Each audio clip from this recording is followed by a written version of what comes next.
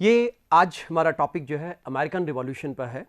America की क्रांति, जिसको सामान्य शब्दों में लोग अमेरिका का स्वतंत्रता संग्राम भी कहते हैं। ये वो संग्राम है जिससे पूरी दुनिया प्रभावित हुई। ये क्योंकि उपनिवेशवाद के विरुद्ध होने वाला पहला ऐसा बड़ा संघर्ष था, इस कारण से इसका नाम हम सबसे आगे रखते हैं। एक बात आती है कि आज के इस लेक्चर का हमारा स्ट्रक्चर क्या रहेगा, क्या क्या हम करने वाले हैं। सबसे पहले तो हम लोग बात करेंगे इस क्रांति के, इस संघर्ष के परिचय के बारे में, खास करके इसका ज्योग्राफिकल पर्सपेक्टिव क्या है, किस तरह से अमेरिका की खोज हुई, क्या उससे पहले भी अमेरिका कुछ था। पिछले लेक्चर में चर्चा आई है कि हम कोलंबस ने अमेरिका को ढूंढा या अमेरिगो ने उसको आगे कंटिन्यू किया, नाम फिर अमेरिका आ गया। तो क्या उससे पहले अमेरिका का कोई अस्तित्व नहीं था? क्या वहां पर कोई सभ्यता नहीं थी? इस बारे में हम लोग चर्चा करेंगे। एक बात वहां की हिस्ट्री की हिस्टोग्राफी पाएगी। अमेरिका में भी आजकल हिस्ट्री राइटिंग के कुछ पैटर्न्स डेवलप हुए हैं, जिसमें एक पैटर्न आता है हिस्ट्री ऑफ ब्लैक्स। जैसे और जगह प्लेबियन हिस्ट्री की बात आती है और अन्य इतिहास के अन्य धाराओं की बात आती है, अन्य स्कूल्स की बात आती है, वैसे वहां पर भी ये डेवलप हुआ है। और अन्य अनेक दृष्टिकोण हैं, जैसे सामाजिक सांस्कृतिक दृष्टिकोण से इतिहास लिखा जाना, आर्थिक दृष्टिकोण से इतिहास लिखा जाना, पॉलिटिकल पर्सपेक्टिव से इतिहास लिखा जाना। इन चीजों को सबसे पहले पॉइंट पे हम ले रहे हैं। दूसरा पार्ट हमारा जो होगा वो हम लेंगे कि इस क्रांति के, इस संघर्ष के कारणों की पृष्ठभूमि क्या है। तो एडम्स थे वहां पे, उन्होंने बोला क्रांति के कारण देखने के लिए, स्वतंत्रता संघर्ष का कारण देखने के लिए हमें 150 साल पीछे तक जाना पड़ेगा। अर्थात वहां तक जाना पड़ेगा जहां से यूरोपियंस ने, जहां से अंग्रेजों ने अमेरिका को बसाना शुरू किया। दरअसल ये केवल 13 कॉलोनीज थी जो ईस्टर्न जो कोस्ट है, पूर्वी तट है, अटलांटिक कोस्ट जिसको कहते हैं, उस कोस्ट पर 13 कॉलोनीज थी। उसके पीछे क्या क्या कारण रहे, राजनीतिक कारण क्या रहे, जिसमें राजनीतिक भी है, प्रशासनिक भी है, संवैधानिक भी है और वैधानिक भी है, विधायी भी है। इन कारणों की चर्चा हम राजनीतिक रूप से करेंगे। दूसरी बात आती है कि इसके पीछे अन्य तरह के कारण, क्या कोई बौद्धिक कारण भी थे, जैसे हम बाद में फ्रांस की क्रांति में बात करेंगे या इंग्लैंड की बात करेंगे, जहां पर रैशनलिज्म डेवलप हुआ, जहां पे प्रबुद्धवाद आया। मैंने पहले भी इस बात की चर्चा की है कि दुनिया में जो क्रांतियां हुई हैं, क्रांति का मतलब ओवरऑल चेंज इन सिस्टम। जो क्रांतियां हुई हैं, सदैव हर क्रांति के पीछे विचार होता है। अगर वो विचार नहीं है तो क्रांति नहीं हो सकती। तो इनके पीछे वैचारिक पृष्ठभूमि क्या है, इंटेलेक्चुअल पर्सपेक्टिव क्या है, सामाजिक सांस्कृतिक, यानी कि जैसा कि औद्योगिक क्रांति के लेक्चर के दौरान बताया गया था कि इंग्लैंड से और अन्य देशों से बड़ी संख्या में जो धर्म सुधार आंदोलन के अंतर्गत, चाहे वो प्यूरिटन थे, चाहे प्रोटेस्टेंट थे, चाहे कैथोलिक थे, चाहे प्रेस्बिटेरियन थे, यानी जो ईसाइयत की अलग अलग धाराएं हैं, अलग अलग शाखाएं हैं, अलग अलग फिरके हैं, वो भी यूएस में जाकर बसे। ऐसे लोग भी बसे जिनको किसी प्रकार से सजा दी गई थी। तो जो अमेरिका का समाज था वो यूरोप के समाज की तुलना में, इंग्लैंड के समाज की तुलना में अधिक प्रोग्रेसिव था, प्रगतिशील था। उसके सोचने का तरीका अलग था। एक तो बहुत दूर गया यहां से 7 समंदर पार, और दूसरे उसमें अलग अलग सेगमेंट के लोग आए हुए हैं। तो उनका जब कंपोजिशन हुआ, वो जब आपस में मिले तो उनकी सोच का तरीका नया डेवलप हुआ।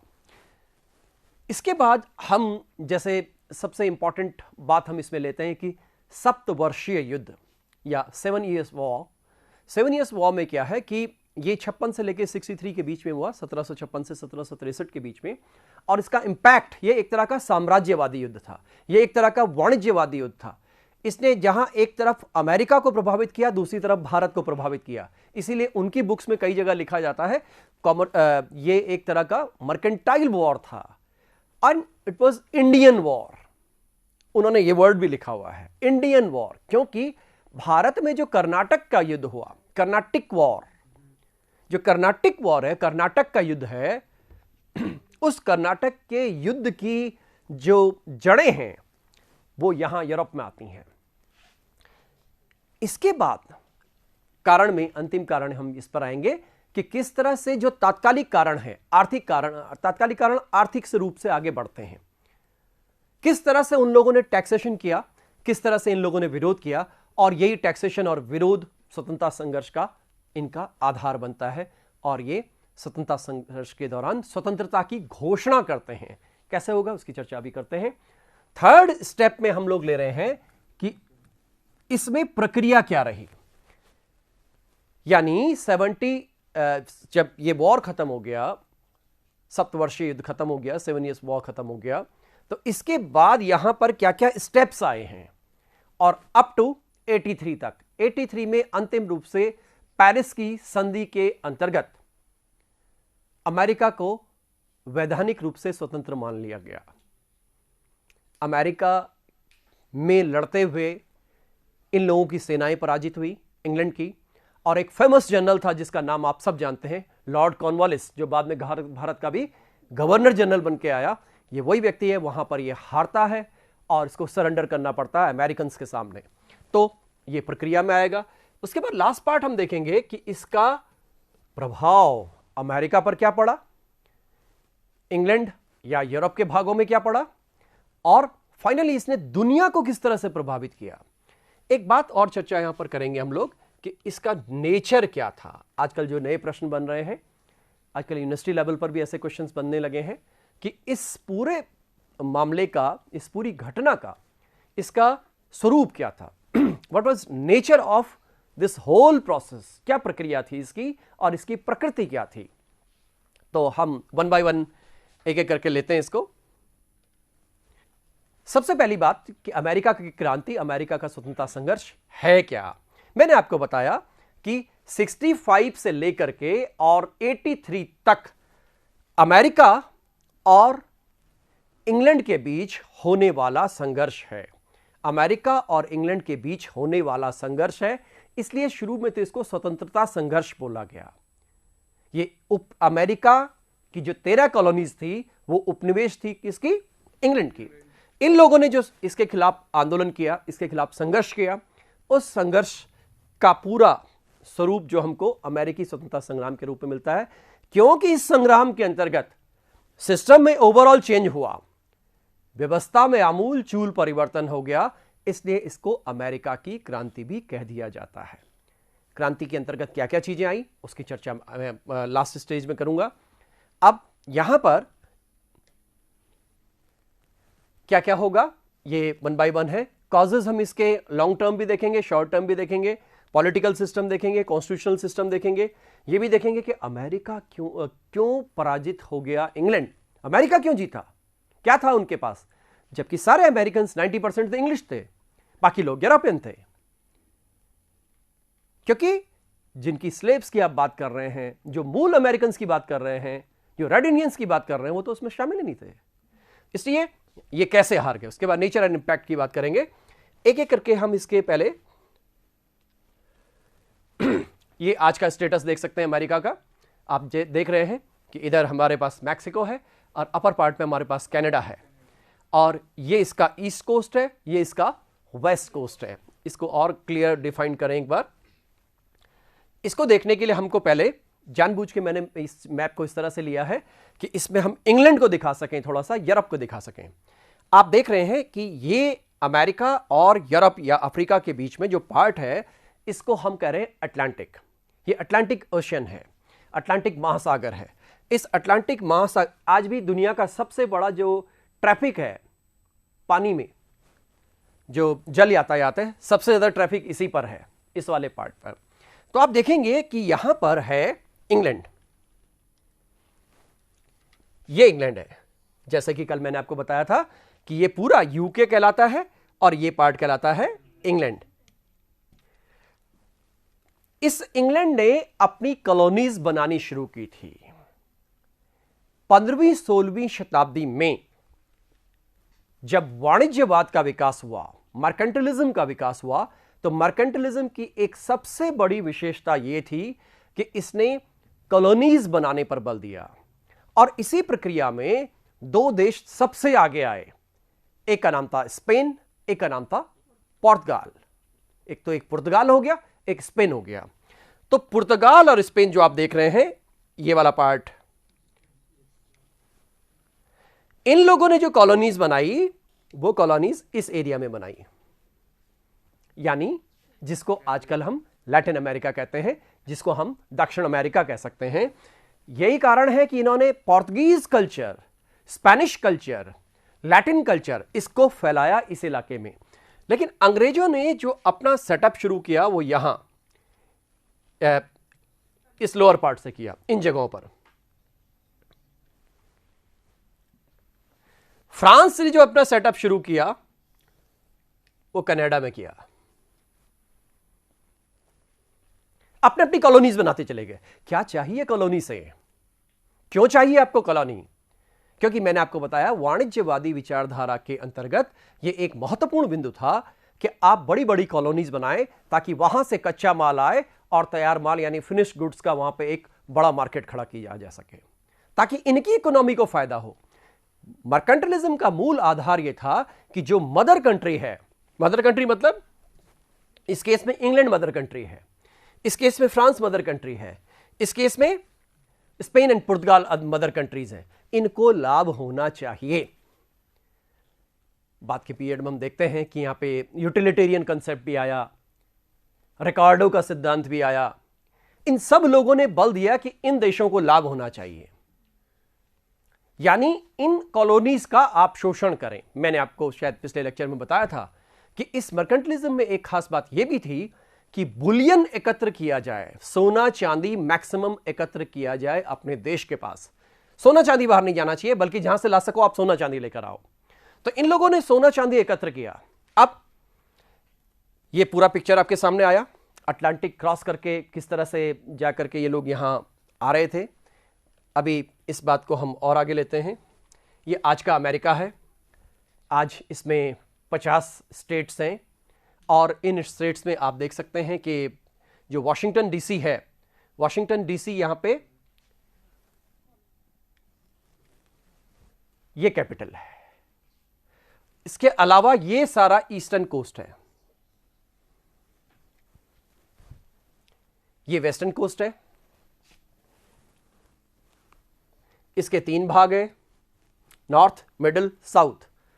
और आप देखेंगे कि अमेरिका में आज भी population wise, economic activities wise, और आजकल तो सॉफ्टवेयर की एक्टिविटीज है, कंप्यूटर टेक्नोलॉजी सब जगह है, तो उसके वाइज इसका कंसंट्रेशन सबसे ज्यादा है आज भी, क्योंकि सबसे पहले जो सेटलमेंट्स है वो यहीं हुए हैं। बाकी स्टेट सब बाद में डेवलप हुए, क्योंकि इन लोगों ने जब इंग्लैंड वाले लोग यहां आने शुरू हुए, यूरोपियंस जब यहां आने शुरू हुए, तो इन लोगों ने जो यहां के अमेरिकन थे, मूल अमेरिकन थे, उनको पीछे की तरफ धकेलना शुरू किया। और क्योंकि यहां इनके लिए यहां रहना फायदेमंद था, समुद्र तो है ही, व्यापार वाणिज्य इनका अच्छा था, इनके पास बहुत अच्छे किस्म की कॉटन थी, कपास था, इसलिए यहां इनको इसी इलाके में रहना इनके लिए फायदेमंद था। ये आज का अमेरिका है। ये आप देख सकते हैं किस तरह से इनकी कॉलोनीज हैं। एक एक करके कॉलोनीज को सब हम देख सकते हैं कि किस तरह से मैसाचुसेट्स से लेकर के और लास्ट हम फ्लोरिडा तक आएंगे, जॉर्जिया एंड फ्लोरिडा तक। और एक बात और थी, क्योंकि ये सारे अंग्रेज थे, इसलिए इन लोगों ने नामकरण कुछ कुछ ऐसे किए हैं जो इनके यहां थे। जैसे हैम्पशायर इनके यहां है, तो इन्होंने नाम दे दिया न्यू हैम्पशायर। जैसे यॉर्क इनके पास है, यॉर्क एक बेसिकली घराना होता था, तो इन्होंने नाम कर दिया न्यूयॉर्क। जैसे जर्सी था तो इन्होंने कर दिया न्यू जर्सी। और आप देखेंगे जितने नाम है आपको खूब सारे ऐसे नाम मिल जाएंगे। तो ये लोग अपनी पुरानी यादों को लेकर चले थे। अब ये सारे आप देख रहे हैं, मैं एक एक करके मैप को और क्लोज लेता आ रहा हूं। ये 13 कॉलोनीज किस तरह से डेवलप हो रही हैं। ध्यान रखिएगा, अभी इस अमेरिका से दूसरे अमेरिका से कोई मतलब नहीं है, केवल इन 13 कॉलोनीज से मतलब है। ये कब कब बने हैं, अभी इतने कठिन क्वेश्चंस नहीं आएंगे, ये कॉलोनीज, इधर कॉलोनीज के नाम है, इधर इनके कैपिटल के नाम है, पॉलिटिकल सेंटर्स। ये कब कब बने इसके बारे में चर्चा है। ये क्वेश्चन अभी नहीं आएंगे, और आएंगे भी तो ये क्वेश्चन मैचिंग में आएंगे, सुमेलित कीजिए में आएंगे। ये अमेरिका का जो स्वतंत्रता संग्राम है, इस स्वतंत्रता संग्राम में हम देखेंगे कि घटनाओं का क्रम क्या क्या रहा, उसके बारे में भी यहां पर अध्ययन है, और इसके मैप के आधार पर ही इसे बताया जा रहा है। तो एक बार हम इसको वापस फिर से समझने की कोशिश करते हैं।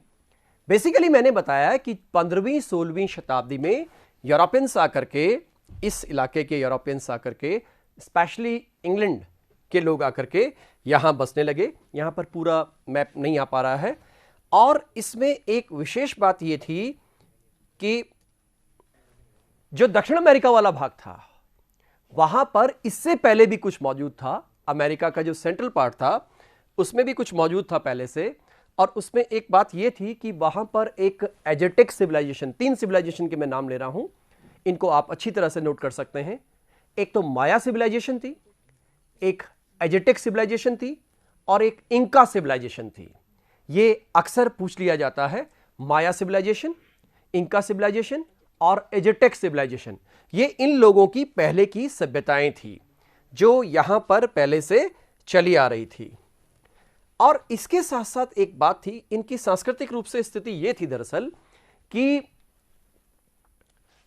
सामाजिक सांस्कृतिक रूप से ये जितनी सभ्यताएं थी ये बहुत धनी थी।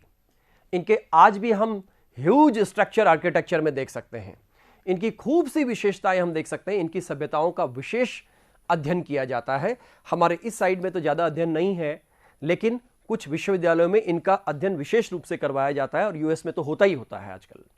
तो इन तीनों सभ्यताओं में बस एक कमी रह गई कि यूरोप से आने वाले लोग एक नए प्रकार का वैज्ञानिक ज्ञान रखते थे। उनके पास रीजन था, तर्क था, बुद्धि था, विवेक था, और साथ में टेक्निक थी।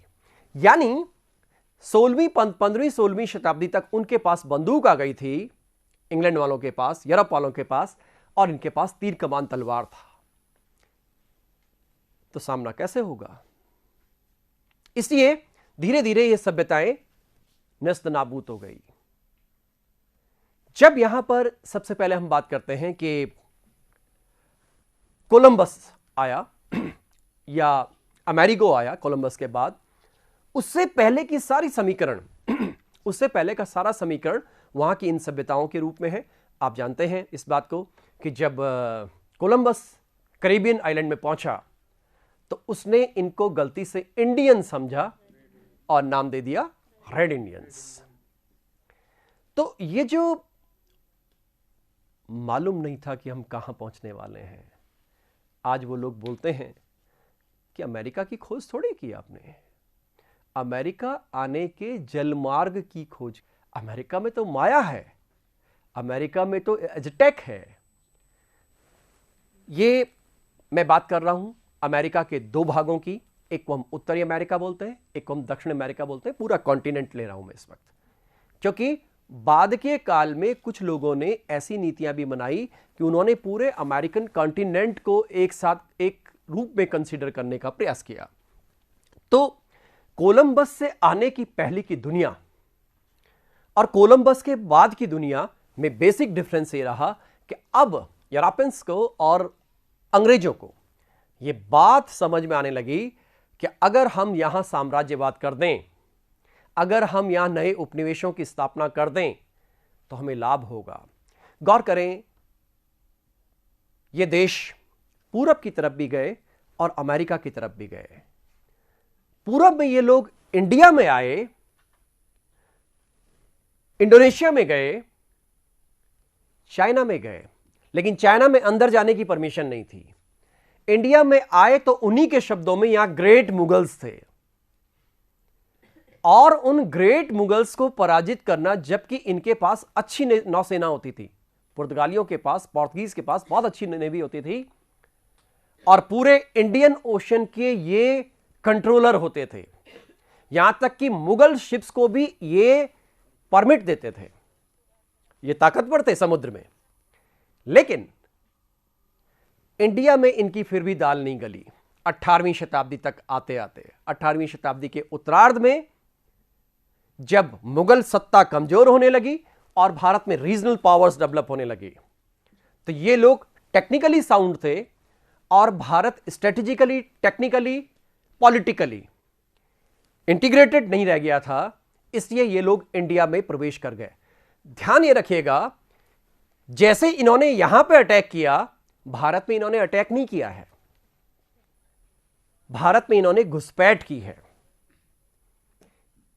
कोई आने के लिए, जैसे बाबर ने युद्ध लड़ा, जैसे मोहम्मद गौरी ने युद्ध लड़ा अंदर आने के लिए, इन्होंने वैसा युद्ध नहीं लड़ा।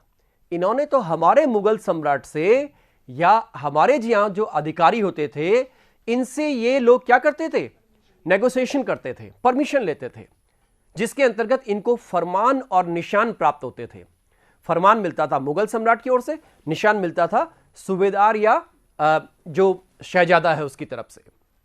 तो ये दोनों दुनिया, पूरब की दुनिया में फैलाव और पश्चिम की दुनिया में फैलाव, तो पश्चिम की दुनिया में फैलना इनके लिए ज्यादा आसान लगा, क्योंकि मैं अभी बात कर रहा था कि इन लोगों के पास गन्स नहीं थी, जबकि भारत में तोपों का इस्तेमाल बाबर ने शुरू कर दिया था, कृष्णदेव राय यानी विजयनगर एम्पायर में शुरू हो चुका था। इसलिए यहां पर मिलिट्री के पॉइंट ऑफ व्यू से भारतीय लोग साउंड थे। इसलिए भारत पर कब्जा करने में इनको 100 से लेकर 150 साल लग गए, लेकिन यहां ये लोग कब्जा करते चले गए और भारत में इनको अपनी संस्कृति फैलाने में बहुत समय लगा। सच तो यह था, अगर हम आज की बात भी करते हैं तो आज भारतीय इतिहास और संस्कृति की अगर हम बात करें तो आज की डेट में 3% लोग भारत में इंग्लिश बोलते, समझते और लिखते हैं। 3%। ये लोग यहां गए, ये इंग्लैंड हो गया पूरा का पूरा। कौन सी लैंग्वेज चलती है अमेरिका में? इंग्लिश। इधर नीचे आइए, अर्जेंटीना, ब्राजील, जितने कंट्रीज हैं यहां 2 लैंग्वेज हैं, स्पेनिश एंड पोर्तुगीज। यहां की भाषा भी बदलती। कहने के लिए तो हमारे लिए भी ऑफिशियल भाषा हमारी इंग्लिश है, लेकिन हमारी आम जनता कितना बोलती है, उससे कितना समझती है, कितना लिखती पढ़ती है।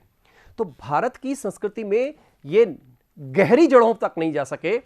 वही इकबाल की लाइन आती है याद, कि कुछ बात है कि हस्ती मिटती नहीं हमारी। यहां इन्होंने संस्कृति को नष्ट नाबूद कर दिया, दक्षिण अमेरिका में बिल्कुल कर दिया, लेकिन भारत में नहीं हुआ। तो इस बात की शुरुआत करते हुए अब हम इसके पॉलिटिकल पर्सपेक्टिव पर आते हैं कि पॉलिटिकल पर्सपेक्टिव और इनका जो कॉजेज रहे, कॉजेज क्या रहे, ये मैं आपसे बता चुका हूं। कारण इन दोनों झंडों के, इन दोनों प्रतीकों के बीच में हम आगे बात करते हैं कि कारण, और कारण जो आप दरअसल ढूंढने की कोशिश करेंगे, मोटे तौर पर ज्यादातर किताबों में कारण इसके बीच में मिलेंगे। ये कारण 1763 से 1775 के बीच में मिलते हैं कारण, क्योंकि 76 में स्वतंत्रता की घोषणा कर दी गई इंग्लैंड, अमेरिका की तरफ से। वहीं से उनको स्वतंत्र माना, उन्होंने खुद अपने को स्वतंत्र मान लिया, इंग्लैंड ने नहीं बोला। लेकिन हम इन कारणों को ले जाएंगे 1600 से पहले। हम इन कारणों को 1600 से पहले ले जाएंगे और ये देखेंगे कि किस तरह से कारणों का विकास होता नजर आता है। अब 1 बाय 1 अगर हम बात को देखें तो एक बात, सबसे पहली बात आई मर्केंटलिज्म, वाणिज्यवाद, जिसकी मैंने अभी आपसे चर्चा की थी। वाणिज्यवाद का मतलब यह होता था कि जिस भी तरह का व्यापार वाणिज्य आप करेंगे उसमें इंग्लैंड को लाभ होना चाहिए। उदाहरणार्थ नेविगेशन लॉज, नौ परिवहन कानून। आपको अगर कोई व्यापार करना है तो व्यापार करने में जहाज कहां का इस्तेमाल होगा? इंग्लैंड का। तो जहाजरानी उद्योग किसका विकसित होगा? इंग्लैंड का, अमेरिकन का नहीं। अगर आपको किसी भी तरह का टैक्स लगाना है, दो तरह के टैक्स होते हैं ड्यूटीज के मामले में, एक को हम एक्सपोर्ट टैक्स बोलते हैं, एक इंपोर्ट टैक्स बोलते हैं, टैरिफ वॉल्स टेक्निकली बोलते हैं। टैक्स जो लग रहा है, इन टैक्स का कलेक्शन होकर के इंग्लैंड के पास आना है। तो इंग्लैंड जो टैक्सेशन पॉलिसी है, करारोपण की नीति है, इंग्लैंड की जो फिस्कल पॉलिसी है, राजकोषीय नीति है, वो सारी नीतियां इंग्लैंड अपने पक्ष में रखेगा, सारी नीतियां अपने पक्ष में रखेगा ताकि उसको राजस्व का लाभ सबसे ज्यादा हो। अब यही सारा विवाद का बिंदु बनेगा।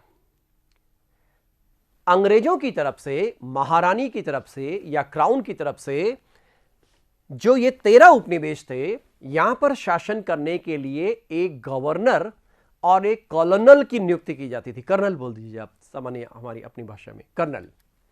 आप याद कीजिए, ठीक उसी तरह से है जैसे इंडिया में, मॉडर्न इंडिया में भारत का शासन चलाने के लिए एक गवर्नर जनरल ऑब्लिक वायसराय की नियुक्ति क्राउन की तरफ से की जाती थी, और ही वॉज एडमिनिस्ट्रेटिव बॉडी, वो एग्जीक्यूटिव बॉडी। इसी तरह से इनके जो 13 उपनिवेश थे, यहां पर भी एक गवर्नर होता था, वो शासन चलाता था। लेकिन एक अलग बात थी जो इनके यहां मौजूद थी। वो अलग बात इसलिए थी क्योंकि ये लोग सारे अंग्रेज थे। इनके यहां एक लेजिस्लेटिव असेंबली होती थी, एक विधायिका होती थी, और इस विधायिका में लोग चुनकर आते थे अमेरिकी उपनिवेशों से ही। वो अंग्रेजी थे, क्योंकि 90% पॉपुलेशन किसकी है? इंग्लैंड की वहां पर है, बाकी 10% अदर्स है। वो चाहे हम फ्रेंच ले लें उनको, चाहे डच ले लें, चाहे स्पेनिश ले लें, चाहे कोई और ले लें। तो इस तरह से जब हम लॉज की बात करते हैं, नियमों की बात करते हैं, कानूनों की बात करते हैं, तो उनकी जो विधायिका थी, वो विधायिका कानून बनाने का काम करती थी, कानूनों को प्रस्तावित करती थी, जैसा कि आज भी विधायिका करती है। और यह परंपरा उनके यहां इंग्लैंड से आई थी। गौर कीजिएगा, भारत में दुनिया को दिखाने के लिए 1853 के अधिनियम में पहली बार वो लेजिस्लेटिव काउंसिल लेकर आए, काउंसिल, जिसको 1861 में एक्सटेंड किया गया। यह दुनिया को दिखाने के लिए था कि हम लोकतांत्रिक मूल्यों में विश्वास करते हैं। लेकिन अमेरिका में यह बात पहले से चली आ रही थी। वहां पर उनके यहां council, not council, legislative assembly होती थी, और उस लेजिस्लेटिव असेंबली में लोग अपनी बात को रखते थे। जब वो अपनी बात को रखते थे तो वो जो गवर्नर होता था उसके साथ इनकी भिड़ंत होती थी।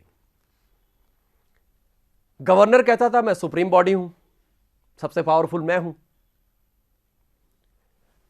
क्योंकि मुझे क्राउन ने अपॉइंट किया है। जबकि जो विधायिका के प्रतिनिधि होते थे वो कहते थे कि तुम कौन? हम तो जनता के प्रतिनिधि हैं। और इंग्लैंड में हाउस ऑफ कॉमन्स सर्वश्रेष्ठ है, आज की डेट में भी। आपको मालूम होगा कि हम इंग्लैंड में जब संसद की बात करते हैं तो वहां पर 2 सदन हैं जो कि 13वीं-14वीं शताब्दी से विकसित होते हुए बाद में बाइफरकेट होते हुए हमको दिखाई देते हैं। एक का नाम हाउस ऑफ लॉर्ड्स, एक का नाम हाउस ऑफ कॉमन्स। इस हाउस ऑफ कॉमन्स को एक शब्द और आता था, एक में तो सामंत होते थे और एक में जमींदार टाइप के लोग होते थे। तो वो जो हाउस ऑफ कॉमन्स के लोग थे, वो आखिर आप सोचिए इस बिंदु को कि भारत में भी हमने वही परंपरा ले ली कि जिसको हम उच्च सदन कह रहे हैं उसकी पावर तो कम है, हाउस ऑफ लॉर्ड चाहे राज्यसभा, और लोकसभा की पावर या हाउस ऑफ कॉमन्स की पावर ज्यादा। ऐसा क्यों? हमने तो उसी परंपरा, हमने तो परंपरा को अपनाया, उनके यहां ऐसा क्यों हुआ? क्योंकि यही परंपरा हम अभी अमेरिका में भी लेके जाएंगे। जब उनके यहां लोग चुनकर आते थे तो वो काउंटी एरिया, रूरल एरिया या कंट्री साइड जिसको हम बोलते हैं, वहां से आते थे। राजस्व लेकर कौन आता था? जमींदार। तो ये राजा के लिए, सरकार के लिए, ये जो हाउस ऑफ कॉमन्स के लोग थे, ये कमाऊ पूत थे, ये इंपॉर्टेंट लोग थे। जबकि वो जो सामंत थे वो बहुत बड़े लोग होते थे, आकर के बैठ गए, Duke of Wellington, Duke of Connaught, baron of this, वो सम्मानजनक उपाधियां राजाओं से प्राप्त करते थे। लेकिन जनता तक पकड़ नहीं थी। तो राजा को लगता था कि जनता तक पकड़ इनकी है, इसलिए इनको इंपॉर्टेंस मिलनी चाहिए। इसलिए एक वर्ड वहां पे इस्तेमाल किया गया है, जेंट्री। तो जो हाउस ऑफ कॉमन्स के लोग आते थे, जमींदार टाइप के जो लोग आते थे, जिनकी जनता में पकड़ थी, उनके लिए जेंट्री शब्द का भी प्रयोग किया गया। जेंट्री आजकल अंग्रेजी का बड़ा कॉमन शब्द है।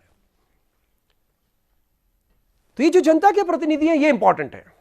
इसी तरह से इनके यहां भी जो काउंसिल बनी है, उस काउंसिल में मैंने आपको बताया काउंसिल की स्थिति यह है, माना आप ऐसे समझ लीजिए, ये लेजिस्लेटिव असेंबली है और इधर क्या है, गवर्नर है। गवर्नर इज अपॉइंटेड और नॉमिनेटेड बाय क्राउन, क्राउन की तरफ से आ रहा है, और इसके जो मेंबर्स हैं वो जनता की तरफ से आ रहे हैं। इसलिए दोनों अपनी तरफ से संघर्ष करते हैं। लेकिन संघर्ष ऐसा नहीं था। संघर्ष ये एक प्रकार का शीत युद्ध टाइप का था। उनके बीच में थी तो सही, लेकिन चिल्लाता कोई नहीं था, लड़ने को कोई तैयार नहीं था, क्योंकि इन लोगों को यह लगता था कि हम तो अमेरिका के लोग हैं, ये तो कौन है, ये तो अभी चला जाएगा कल परसों, हम तो यहीं के रहने वाले हैं। मैंने अभी थोड़ी देर पहले आपको दिखाया था कि जो आज का अमेरिका है और जो कनाडा वाला भाग है, कनाडा वाले भाग पर पहले फ्रांस का नियंत्रण था, ये मैं भी बता चुका हूं। तो इन लोगों को यह डर रहता था, इसके मेंबर्स को, कि कनाडा में तो फ्रांस है ही है, अगर हमारे साथ अगर इंग्लैंड नहीं रहा, इंग्लैंड की नौसेना हमारे साथ नहीं रही, तो कल इंग्लैंड फ्रांस हमारे यहां भी कब्जा कर लेगा और हमारी स्थिति को बहुत ज्यादा खराब करेगा। इसलिए ये लोग इसको कुछ बोलते नहीं थे। इस बात को ये भी समझ रहे हैं और ये भी समझ रहे हैं, समझ दोनों ही रहे हैं। यही कारण था कि जब सप्तवर्षीय युद्ध हुआ, 7 Years वॉर, जब सप्तवर्षीय युद्ध हुआ, इसका मूल आधार ये वाणिज्यवादी कारण थे। मूल आधार क्या था? वाणिज्यवादी कारण। दोनों के पास व्यापारिक कंपनियां थी, दोनों व्यापार करने वाले देश थे, फ्रांस भी और इंग्लैंड भी। इसलिए दोनों के व्यापारिक हित पूरब और पश्चिम दोनों जगह टकराते थे। इंग्लैंड के हित और फ्रांस के हित अमेरिका की तरफ भी टकरा रहे हैं, कनाडा और अमेरिका के बीच में, और इधर इंडिया में भी टकरा रहे हैं। इंडिया ने बोल करके मैं इंडियन सब कॉन्टिनेंट बोलूं या पूरब में बोलूं, क्योंकि यहां हम ब्रॉडली पढ़ रहे हैं। इसलिए अगर कहीं उनके बीच में कहीं भी युद्ध होता है यूरोप में, तो अमेरिका में भी युद्ध हो जाएगा शुरू और इंडिया में भी युद्ध शुरू हो जाएगा। तो इनके यहां 7 Years वॉर बोल देते हैं, और हम उसको जब अपने यहां बोलते हैं तो हम उसको कर्नाटिक वॉर्स बोलते हैं। अब सवाल यह होता है कि इतना बड़ा युद्ध अगर होगा, 7 साल तक युद्ध अगर चलेगा, खर्चा कौन देगा? युद्ध का खर्चा कौन देगा? ये जो इंग्लैंड वाले हैं, ये मन में सोचते हैं, बोलते नहीं है कि हम तो आपके लिए लड़ रहे हैं, आपकी सुरक्षा के लिए, इसलिए जो खर्चा हुआ है वो टैक्स आप दोगे। हम तो आपको बचा रहे हैं, फ्रांस से बचा रहे थे आपको। इसलिए इन्होंने, इंग्लैंड ने, ये देखिए ये वाला वॉर है जिसको हम 7 Years वॉर बोल रहे हैं, 56 से लेकर के और 63 पेरिस की संधि तक। ठीक है, वो दूसरी पेरिस की संधि होगी। दो पेरिस की कई संधियां हुई हैं, हमको काल देखना पड़ेगा कौन सी संधि आ रही है। तो ये जो संधियां हैं और ये जो युद्ध हैं, इतने युद्ध हुए कि इन्होंने टैक्सेस लगाने निरंतर शुरू कर दिए। इसका खर्चा, इंग्लैंड का जो खर्चा है, व्यय जो हो रहा है, उसको अमेरिका की ये जो 13 कॉलोनीज हैं, ये इस खर्चे का वहन करेंगी। इसलिए 7 Years वॉर एक अपना आप में बहुत महत्वपूर्ण है। और अब जब खुली बात आ गई तो दोनों पक्षों के बीच में वाद विवाद शुरू हो गया। 63 में वो शुरू हुआ, यानी कि ये युद्ध खत्म, संधि हो गई, और 64 से विवाद शुरू हो गया, क्योंकि अब अमेरिकन्स को फ्रेंच का डर नहीं रहा। अब तो दोनों जगह इंग्लैंड था। लेकिन एक बात और थी समाज में इनके, कि इनका मानना यह था कि ये लोग भी इंग्लैंड के थे और जो आ रहे हैं वो भी इंग्लैंड के लोग हैं, इंग्लिश हैं। अपनी मातृभूमि से लगाव, यहां पर दो तरह के लोग होते हैं, ये एक ह्यूमन सेंटिमेंट्स हैं। आप चाहे अपने घर से नाराज होकर जाएं, चाहे खुश होकर जाएं, चाहे सजा के रूप में जाएं, चाहे प्रेम से जाएं, लंबे समय के बाद फिर आपको अपने घर की याद आती है। वो घर चाहे आपका व्यक्तिगत घर हो, चाहे कोई देश हो, चाहे कोई भूमि हो, चाहे कोई प्रांत हो, चाहे संस्कृति हो। इंग्लैंड के लोग थे ये, तो इनको इंग्लैंड की याद आती थी। लेकिन उसमें दो तरह के लोग थे। एक तो वो लोग भी थे थोड़े से, मतलब जिनका एटीट्यूड डिफरेंट होता था। अच्छा, तुमने हमको निकाला था, क्योंकि इनको सजाएं देकर निकाला गया। इनको अलग अलग केसेस बना करके, जो ब्लडी मैरी है, खूनी मैरी से लेकर के बाद के लगातार 17वीं शताब्दी तक निकाला जाता रहा। एक तरह से तड़ी पार हो गया। तो ये लोग ये सोचा करते थे कि हमारे साथ इन्होंने ऐसे ट्रीटमेंट किया है। एक वर्ग और था, समाज का एक वर्ग और था, सोशल क्लास की जब हम बात करते हैं, जिसके लिए लॉयलिस्ट बोला गया है। लॉयलिस्ट क्लास, वफादार लोग। कुछ लोग समाज में ऐसे थे जो अभी भी ये चाहते थे कि हमारा जो रिश्ता है वो ब्रिटेन के साथ और ब्रिटिश क्राउन के साथ रहना चाहिए, क्योंकि मूल रूप से हम सब एक हैं। इंग्लैंड की एक खास बात रही, इंग्लैंड की परंपरा में, इंग्लैंड की संस्कृति में, कि उनका तब से लेकर आज तक अपने क्राउन के प्रति, अपने राजा के प्रति एक गहरा लगाव था और अभी भी उसके अवशेष दिखाई देते हैं। दुनिया के अधिकांश जगहों में राजतंत्र समाप्त हो गया, वर्ल्ड वॉर की आंधी में सब बह गया, लेकिन इंग्लैंड का राजतंत्र रह गया, बहा नहीं, क्योंकि जनता नहीं बहाना चाहती थी। इस प्रकार से ये जो लॉयलिस्ट हैं, एक बार यूपीएससी में क्वेश्चन आया हुआ है कि अमेरिका की स्वतंत्रता की घोषणा के अवसर पर अधिकांश लोगों ने खुशियां मनाई, लेकिन कुछ लोग ऐसे थे जिनके दीपक जले हुए नहीं थे। कौन थे वो लोग? तो ये दो तरह के लोग थे।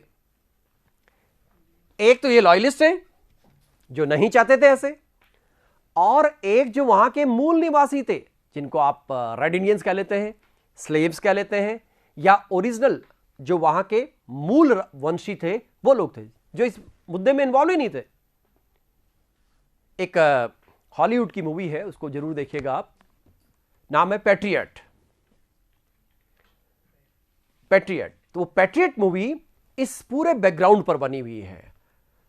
उसको खूब सारे ऑस्कर्स मिले थे, लेकिन फिर भी मैं बात करूंगा कि मूवी होती है, मूवी का पैटर्न थोड़ा डिफरेंट होता है और हिस्ट्री रियलिटी पर बेस्ड होती है। तो इसके बाद एक बात और आती है, जब इतनी सारी चीजें हो गई तो एक बिंदु था इनलाइटनमेंट, ज्ञान, बुद्धि, विवेक। 16वीं, 17वीं, 18वीं शताब्दी में, खास करके 17वीं 18वीं में यूरोप में वैज्ञानिक ज्ञान का विकास हुआ।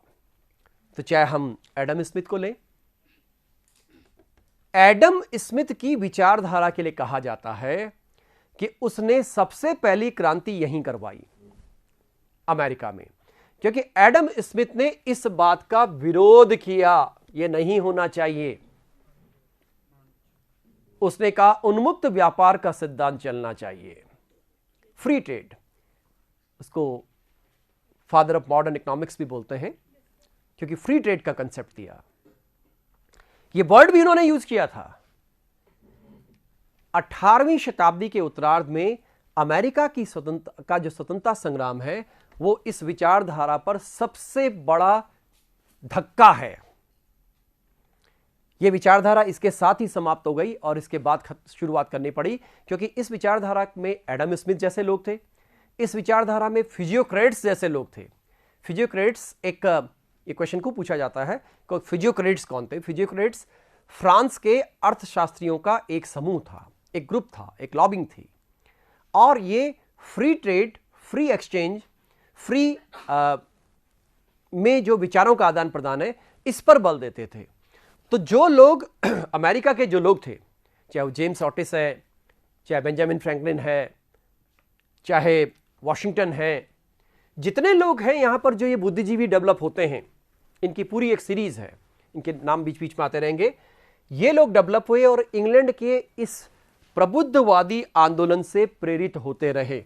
इस प्रेरित होने के साथ साथ यहां पर प्रेस शुरू हुआ, अखबार। जैसे ही अखबार शुरू हुए, न्यूज़पेपर शुरू हुए, पॉम्पलेट्स लिखे गए। एक फेमस प्रपत्र आता है, पेंसिल्वेनिया के किसान के पत्र। ये बेसिकली अखबारों में एक लेख छपा था जिसमें अमेरिका की समस्याओं के बारे में लिखा हुआ था। भारत में भी ऐसे ही बाद में हुआ, 100 साल के बाद। नौरोजी ने बड़ी जोर से आवाज लगाई, इंग्लैंड हमारा शोषण कर रहा है। इस बात के ठीक 100 साल के बाद इस तरह से हम देखते हैं कि ये जो एनलाइटनमेंट के आइडियाज हैं, इसने ग्रेट अवेकनिंग शुरू की, एक तरह का प्रचार प्रसार, एक तरह की जागरूकता शुरू की। जैसे ही इंग्लैंड की ओर से टैक्स लगने शुरू हुए, एक बड़ा इंपॉर्टेंट नारा आता है, नो टैक्सेशन विदाउट रिप्रेजेंटेशन। प्रतिनिधित्व तो नहीं तो कर नहीं। उनका कहना यह था कि जो हाउस ऑफ कॉमन्स है, इंग्लैंड की जो संसद है, वो हम पर कर किस आधार पर लगा रही है?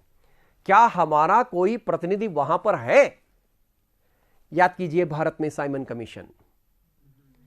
साइमन कमीशन जब भारत आया तो भारतीयों की कंप्लेन यह थी कि जो हमारा डिसीजन ले रहा है उसमें कोई भारतीय नहीं है। जबकि इस काल में जब मैं भारतीयों की बात कर रहा हूं, वहां पर 2 सांसद मौजूद थे हाउस ऑफ लॉर्ड्स में, उनका जिक्र ही नहीं आया। इसलिए साइमन गो बैक। इसी तरह से यहां पर भी बात आती है, आपको हम पे कर लगाने का अधिकार नहीं है, क्योंकि आपके यहां हमारा कोई प्रतिनिधित्व नहीं है, इसलिए आप हम पे टैक्स नहीं लगा सकते। शुरुआत में इस बात को सैद्धांतिक रूप से लिया गया, प्रिंसिपली, लेकिन धीरे धीरे धीरे धीरे ये अमेरिकन जो है रिजिड होते चले गए, क्योंकि प्रारंभ में जो इन्होंने प्रयास किए वो बड़े इंग्लैंड के अंदाज के ही हुआ करते थे। बातचीत करना, अपनी बात को रखना, लेटर भेजना, जैसे 100 साल बाद भारत में उदारवादी कांग्रेसी कर रहे थे, सेम उस पैटर्न में। नहीं मानी गई, बोस्टन हत्याकांड हो गया, फिर बोस्टन टी पार्टी की बात आई, इसकी अभी डिटेल में मैं चर्चा करता हूं। अब एक बात और आती है कि जो नियम है, अधिनियम है, कानून है, ये सारे अगेंस्ट थे किसके? अमेरिकी वासियों के।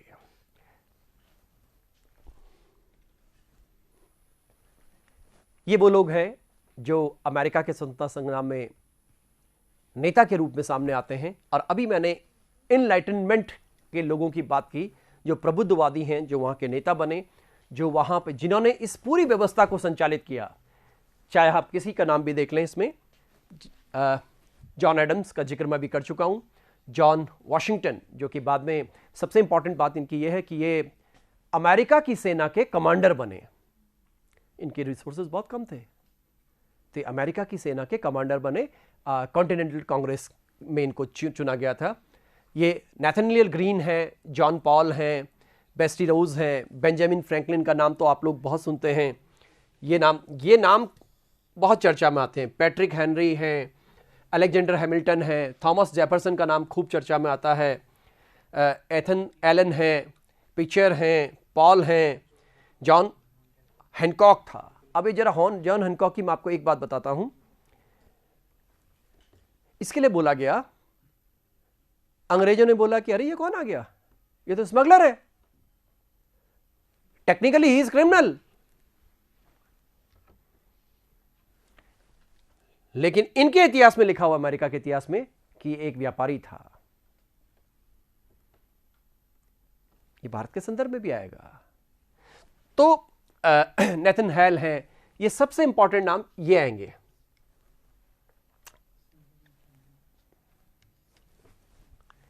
ये नाम आगे बहुत चर्चा में आने वाले हैं और इन पर क्वेश्चंस होते हैं, इन पर क्वेश्चंस बनते हैं।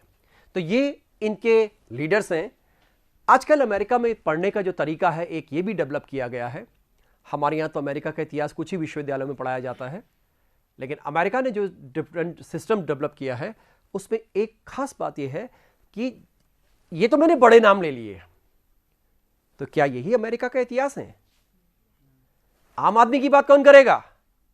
अभी मैं आम आदमी का जोश खरोश दिखाता हूं आपको। ये आम आदमी है। इस आम आदमी के बगैर खास आदमी कुछ भी नहीं है। ये छोटा सा बच्चा है, देखिए, नॉट मोर देन 10 ईयर्स। वो बुजुर्ग है, वो अधेड़ उम्र का व्यक्ति है। इन लोगों की बॉडी लैंग्वेज आपको इस स्वतंत्रता संग्राम की, इस क्रांति की उत्तेजना को व्यक्त करती है। और आजकल इस पद्धति से, कॉमन मैन की पद्धति से, आम आदमी की पद्धति से इतिहास को लिखा जाना प्रारंभ कर दिया गया है। ये मैं कुछ किताबों की बात कर रहा हूं, आपके सामने किताब है people's history of the American revolution. ये जिन नाम का एक राइटर है, उसकी पूरी सीरीज है इस पर। जैसे हम अपने यहाँ बोल देते ना कि भाई बिपिन चंद्रा की किताबें हैं, रोमिला थापर की किताबें हैं, या किसी और इतिहासकार की बात करते हैं, वैसे ही अमेरिकन हिस्ट्री में इस तरह का नाम आता है। तो ये देखिए, इसमें सारा आम जनता का रोल दिखाया जाएगा। आम जनता ने क्या किया? ये इस व्यक्ति को पहचानिए। ये व्यक्ति जॉर्ज वॉशिंगटन है। संसाधनों की कमी, बहुत असफल रहे, लेकिन 2 बार अमेरिका के राष्ट्रपति भी रहे। अमेरिका को अमेरिका इन्होंने बनाया क्योंकि ही वाज जनरल। ये वही व्यक्ति है जिसने कॉर्नवालिस को हराया लास्ट में। आप सोचिए इन्होंने संसाधन कैसे खड़े किए होंगे। इन पर 2-4 सवाल बनते हैं कि वर्जीनिया के रहने वाले थे, कहां के थे। एक क्वेश्चन ये बनता है। एक क्वेश्चन ये कि जो कॉन्टिनेंटल आर्मी है, कॉन्टिनेंटल आर्मी का मतलब यहां पर यह है, इस शब्द को इस रूप में भी बोला गया है, कॉन्टिनेंटल आर्मी मतलब रिवॉल्यूशनरी आर्मी।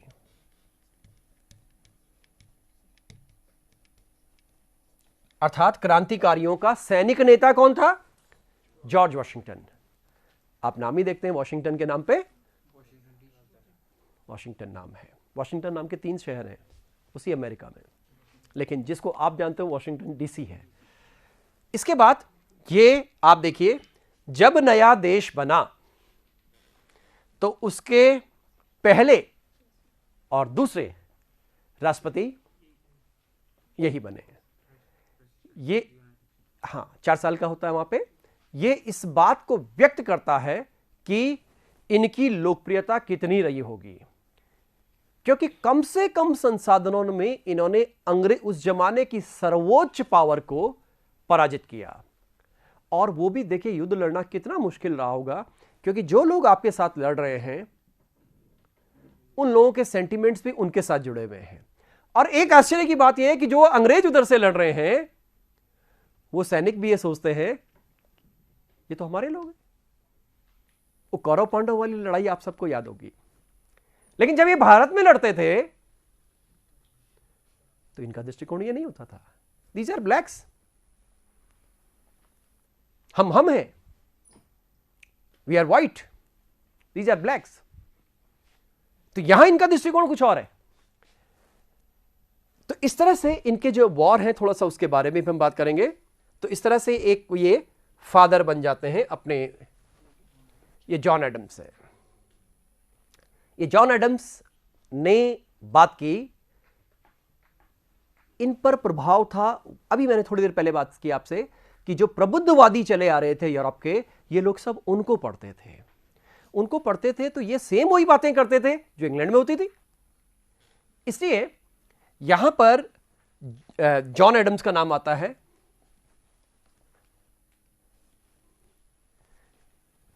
ये वही व्यक्ति है सैमुअल एडम्स जिसने बोस्टन टी पार्टी का नेतृत्व किया। Mankind are governed more by their feelings than by reason. इसमें तर्क नहीं, संवेदना चाहिए। और जहां भी हम संवेदना की बात करते हैं वहां राष्ट्र की बात आती है। तो अब अमेरिका एक राष्ट्र होगा। ये सैमुअल एडम्स, और Samuel Adams Boston tea party का नेतृत्व करते हैं, जिसके अंतर्गत 340 पेटियां समुद्र में डाल दी गई थी, जिसको मैं भी चर्चा करूंगा इस पर। ये आपके सामने अगेन जॉर्ज वॉशिंगटन है, ये बात का फोटोग्राफ है। ये जेम्स ओटिस हैं। अभी मैंने आपसे बात की थी, ये खूब आरएस मेंस में पूछा गया था ये, कि who said taxation without representation is trinary. ये अत्याचार है एक तरह का, प्रतिनिधित्व नहीं तो कर नहीं।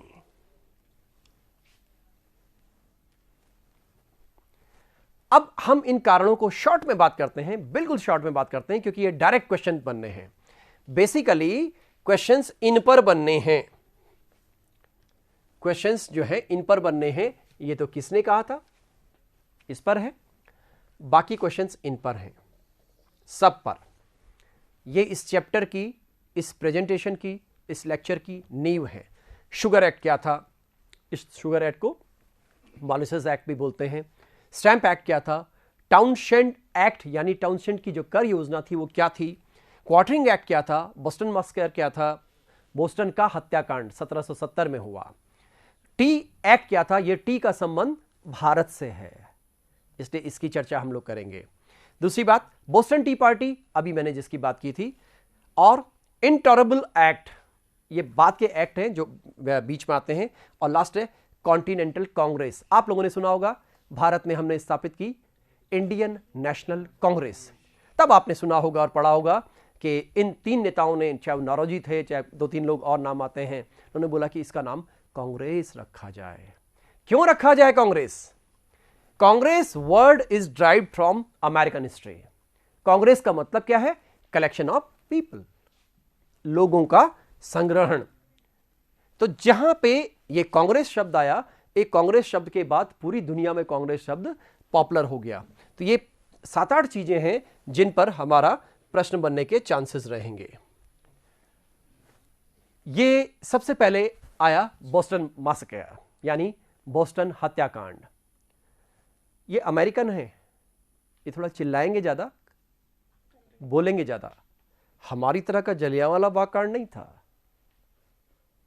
5 लोग मरे हैं मात्र, बाकी घायल हैं। और इसकी क्या क्या चीजें पूछी जाती हैं? एक तो ये डेट पूछी जाएगी, डेट पूछी जाएगी, बोस्टन हत्याकांड कब हुआ था। एक बात इसमें और आती है कि इसमें घटनाओं का क्रम आएगा। क्वेश्चंस किस किस तरह से बनने हैं, घटनाओं का क्रम आएगा, वो अभी मैं क्रम बताता हूं आपको। जैसे माना पहले कोई घटना दे दी, उसके बाद दूसरी घटना दे दी, फिर तीसरी घटना दे दी, इसके आधार पर निकालेंगे कि इनका क्रम क्या था। ये क्वेश्चन आजकल के सबसे महत्वपूर्ण प्रश्न है आजकल। इसमें आप देख रहे हैं किस तरह से फायरिंग हो रही है। आप देखिए, वर्ड भी प्रोपेगेंडा वर्ड इस्तेमाल किया गया है। British soldiers fire into crowd of colonist. उन अमेरिकन के लिए क्या लिखा जाएगा? कॉलोनिस्ट शब्द का इस्तेमाल किया जाएगा, कॉलोनी वासी। क्या लिखा जाएगा? कॉलोनी वासी। ये कॉलोनिस्ट है। और आप देख रहे हैं कितने लोग मारे गए, और हम इतिहास में पढ़ रहे हैं, क्योंकि अमेरिकन इतिहास लिख रहे हैं। American centric approach. मुद्दा यह नहीं है कि कितने लोग मारे गए। वियतनाम में 5 लाख लोग मारे गए, इतना बड़ा नंबर है। यही अमेरिकन हैं 7वें 8वें दशक तक लड़ते रहे। जब उन्हीं के लोगों ने विद्रोह कर दिया कि आप वियतनाम में क्यों लड़ रहे हैं, हमारे लोग मारे क्यों जा रहे हैं, तब वो विद्रोह कर गए। 3-3 साल के बच्चों को मार दिया उन्होंने, इसी सेना ने। इसी अमेरिका की सेना ने। तो मुद्दा यह आता है कि इतिहास को प्रेजेंट करने का तरीका क्या है। तो ये दो नाम हैं, सैमुअल एडम्स का और इनका, ये लोग इसमें मेनली रहे हैं। ये बोस्टन टी पार्टी, ये तो अक्सर पूछी जाती है। देखिए बैकग्राउंड में जहाज हैं और इसकी एक तो डेट पूछी जाती है कि डेट क्या है। ये सबसे ज्यादा एग्जाम्स में पूछा जाने वाला प्रश्न है। ये यूनिवर्सिटी का एग्जाम है, चाहे वो कॉम्पिटिटिव एग्जाम का, तो ये प्रिय क्वेश्चन है। ये सबसे प्रिय क्वेश्चन यही है, एक जॉर्ज वाशिंगटन और एक ये। अभी मैं इतने क्वेश्चंस निकालूंगा इससे कि आपके सामने क्वेश्चंस आएंगे, लेकिन फिर भी यही पूछा जाएगा। तो बोस्टन एक बंदरगाह है। टी पार्टी एक लॉर्ड जॉर्ज था, उसकी जो नीति थी चाय की नीति, उस चाय की नीति के अगेंस्ट ये हुआ था। आप याद कीजिए 1773 है, उस समय ईस्ट इंडिया कंपनी इंग्लैंड की बहुत पावरफुल कंपनी थी और भारत में इस कंपनी ने बहुत पैसा कमाया था। इतना पैसा कमाया था कि क्लाइव जैसे साधारण व्यक्ति लॉर्ड बन गए। 1765 से लेकर के 1769 तक कंपनी का रेवेन्यू इतना बड़ा भारत में, बंगाल में, कि उन्होंने अपनी सरकारों को कर्जे भी दिए, खुद की सरकारों को। इस बात से उनकी समृद्धि और ताकत का अंदाजा हम लोग लगा सकते हैं। तो चाय का एकाधिकार इनको दिया गया, इस कंपनी को। यह जहाज उसी कंपनी का है, ईस्ट इंडिया कंपनी। आपको सुनकर हैरानी होगी, ये वो ईस्ट इंडिया कंपनी आजकल एक भारतीय ने खरीद ली है। ये एक बहुत अच्छी बात भी है। अब उसका कोई अस्तित्व बहुत ज्यादा बचा नहीं है, लेकिन ये एक सिंबॉलिक पक्ष था। तो बोस्टन टी पार्टी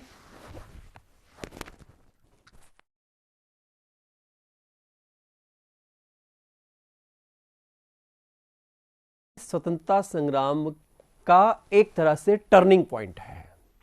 इसलिए इस पॉइंट में हम कैसे आते हैं, थोड़ा सा मैं एक बार उसका बैकग्राउंड फिर से ले लूं। यहां पर आपने देखा कि 63 में जब वॉर खत्म हो गया, सप्तवर्षीय युद्ध समाप्त हो गया, तो जो इंग्लैंड की सरकार थी, इंग्लैंड की सरकार जिसके प्राइम मिनिस्टर ये ग्रीनवैली थे, इन्होंने सोचा कि टैक्सेशन ज्यादा से ज्यादा अमेरिकन पर लगाया जाए और इन पर टैक्स लगाया जाए।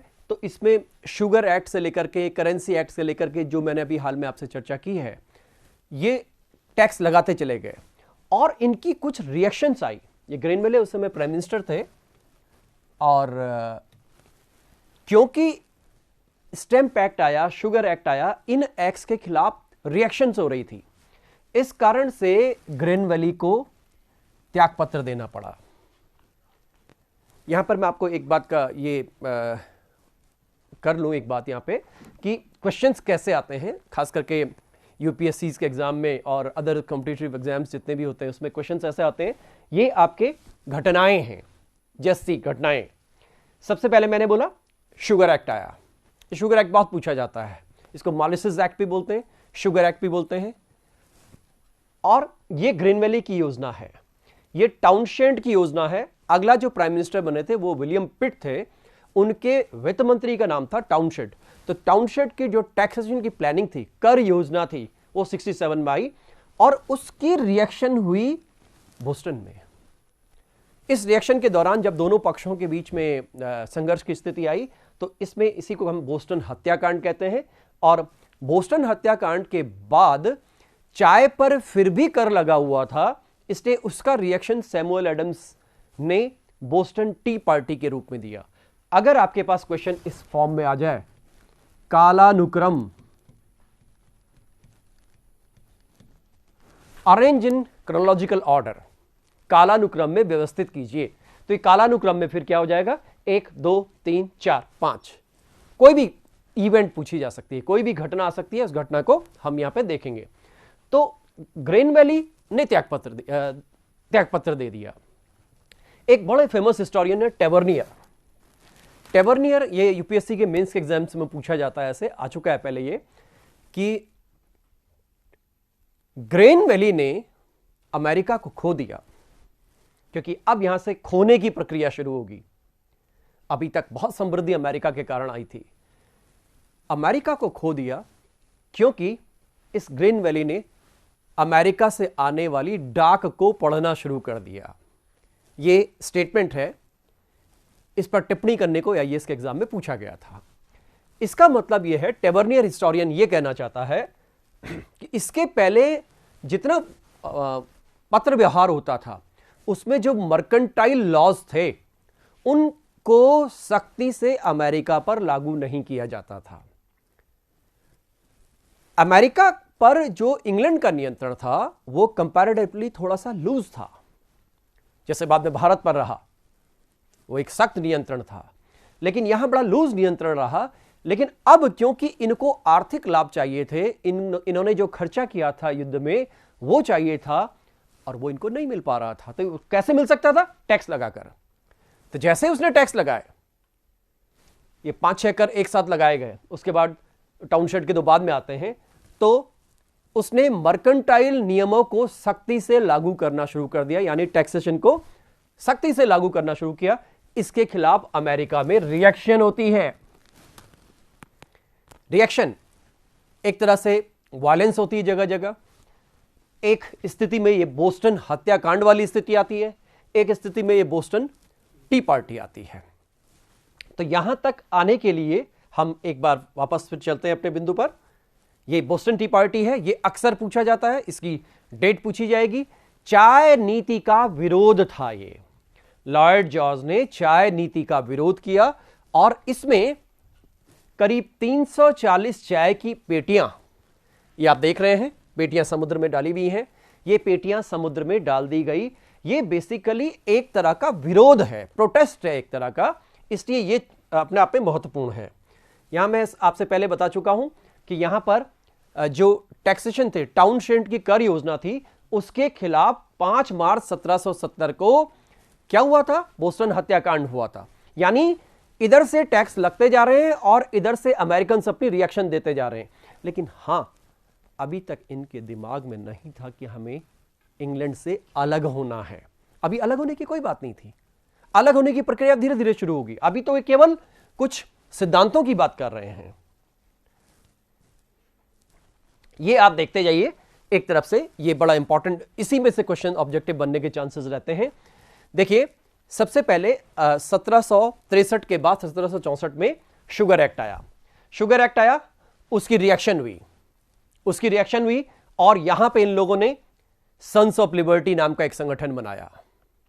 यानी अमेरिका में जो लोग स्वतंत्रता चाहते हैं, ये बेसिकली ये ऑर्गेनाइजेशन था यूथ का संगठन था। इसलिए यहां से स्वतंत्रता की आवाज आनी शुरू होती है। दूसरी बात, जब स्टैम्प एक्ट आया 1765 में, तो एक नारा आया कि आप हम पर ये कर लगा क्यों रहे हो? तो लाइन आ गई, no taxation without representation, no taxation without representation. ये आप देख सकते हैं इसमें स्टैम्प एक्ट के अगेंस्ट ये आया। टाउनशेंड, मैंने बताया टाउनशेंड वित्त मंत्री थे। जब वो 67 में बने तो अमेरिका में क्या चीजें शुरू हुई? अमेरिका में अपने आप में बॉयकॉट शुरू हुए और एक संगठन और आया, डॉटर्स ऑफ लिबर्टी। अभी तक क्या थे? लड़के थे, युवा थे। अब ये महिलाएं भी साथ में आ गई हैं और इसके बाद इसके साथ साथ बहुत तरह के प्रोटेस्ट हुए, वायलेंस हुए, रॉयट्स हुए। उसके बाद एक चीज और आती है इनके खिलाफ, जब बोस्टन हत्याकांड की बात आती है 1770 की, तो इसमें मैंने आपको बताया था कि 5 लोग मारे गए। इसके बाद चाय नीति की बात आती है, तो उसका रिएक्शन बोस्टन टी पार्टी के रूप में हुआ। इसके बाद 1774 में जो अन्य कर लगाए गए, कर, अमेरिकन का कहना था कि आप लोग हम पर कर लगा क्यों रहे हैं? आपको सैद्धांतिक रूप से कोई अधिकार नहीं है, हमारा प्रतिनिधि कोई आपके बीच में नहीं है, इसलिए आप कर नहीं लगा सकते। इसके बावजूद भी 74 में फिर टैक्स लगाए गए और इन टैक्स का एक तरह से विरोध जो हुआ वो कॉन्टिनेंटल कांग्रेस के रूप में हुआ। फर्स्ट कॉन्टिनेंटल कांग्रेस, पहली महाद्वीपीय कांग्रेस, जो फिलाडेल्फिया में हुई। 13 में से 12 लोगों ने इसमें पार्टिसिपेशन किया। और उसके साथ साथ एक बात और आती है कि यहां पर भी अलग होने की बात नहीं है, एक रिप्रेजेंटेशन दिया जा रहा है। तो इस चीज के खिलाफ जो एजिटेशन शुरू हुआ, जब इन्होंने अपनी बात रखी, उस बात का भी ब्रिटेन के राजा ने कोई जवाब नहीं दिया। इस कारण से अब ये यहां से इस जगह से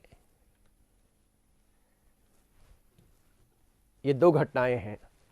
इन दो घटनाओं में जो गोली की पहली आवाज चली, वहीं से माना जाता है कि अमेरिका का स्वतंत्रता संग्राम, कहते हैं उस गोली की आवाज को पूरी दुनिया ने सुना, और यहीं से हम अमेरिका का स्वतंत्रता संग्राम का प्रारंभ मानते हैं। और इसी वक्त सेकंड कांग्रेस बनी, यानी कि महाद्वीपीय कांग्रेस, और इस कांग्रेस में एक कॉन्टिनेंटल आर्मी बनाई गई, यानी कि पूरे 13 उपनिवेशों की एक सेना। आपको मैंने अभी कुछ थोड़ी देर पहले बताया था कि जॉर्ज वॉशिंगटन इसके सेनापति बने, और जो निरंतर सेनापति रहे और बाद में अमेरिका के राष्ट्रपति रहे।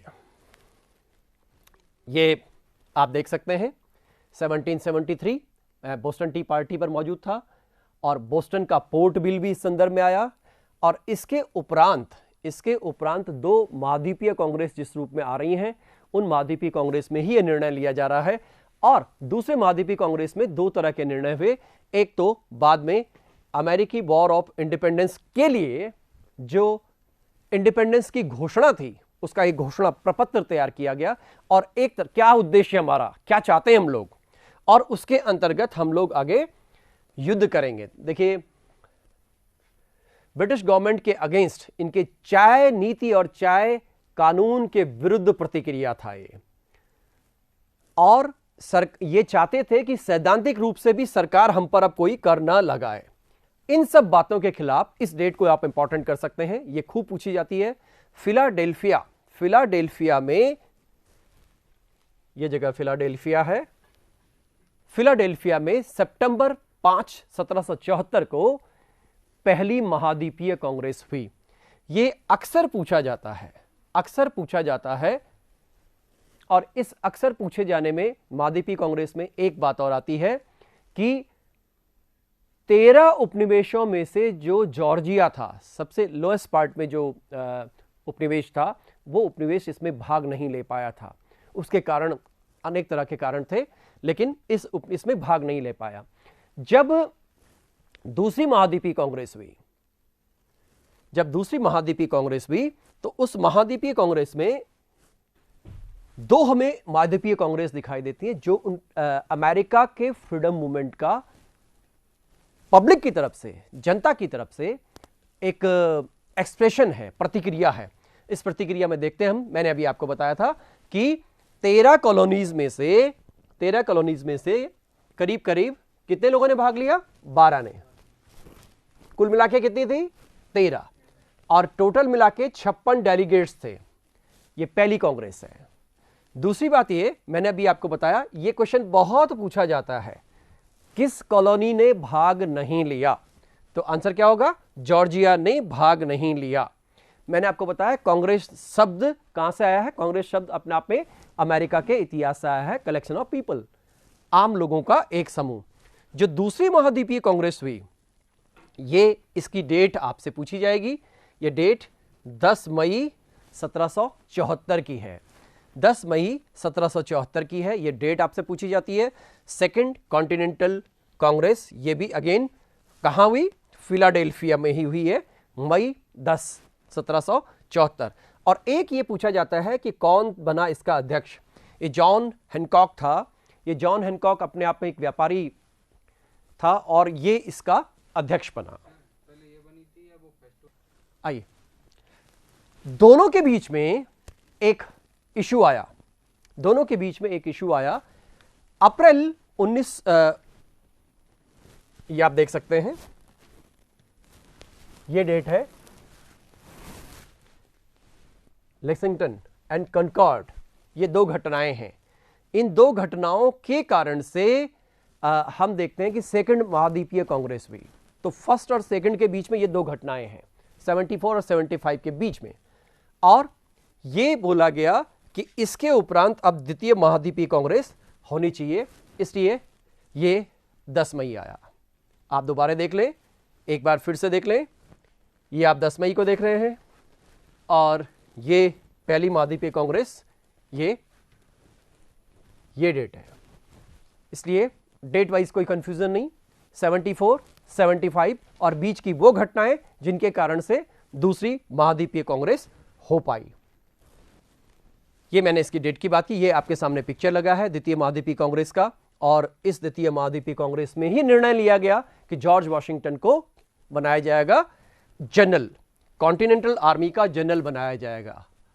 और इसके बाद शुरू होती है प्रक्रिया, द डिक्लेरेशन ऑफ इंडिपेंडेंस। ये एक पूरा डिक्लेरेशन का चार्ट और चार्टर और दस्तावेज तैयार किया गया, जो आप लोगों ने सबने सुना है कि 4 जुलाई को अमेरिका का स्वतंत्रता दिवस मनाया जाता है। उसके पीछे कारण यही है, और ये पूरा दस्तावेज तैयार हो रहा है। पूरे जो महाद्वीपीय कांग्रेस के लोग हैं, ये एक दस्तावेज तैयार कर रहे हैं। इसमें पूछा क्या जाएगा, जरा थोड़ा सा इस बात को देख लें। मैंने आपको बताया डिक्लेरेशन ऑफ इंडिपेंडेंस है।